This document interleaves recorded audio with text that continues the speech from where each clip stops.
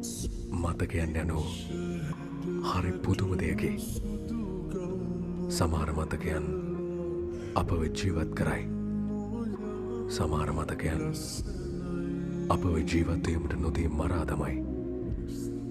නුඹ මට ඉදිරි කරගියේ හුස්ම ගන්නා වාරයක් පාසා මා මරා දමන මතකයන් පමණි.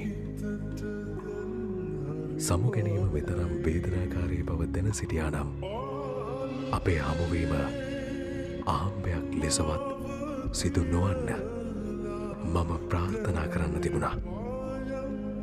ළඟ සිටියදී නොදැනුණු වටිනාකම දුරට ගිය පසු දැනුණත් දැන් පමා වැඩිය.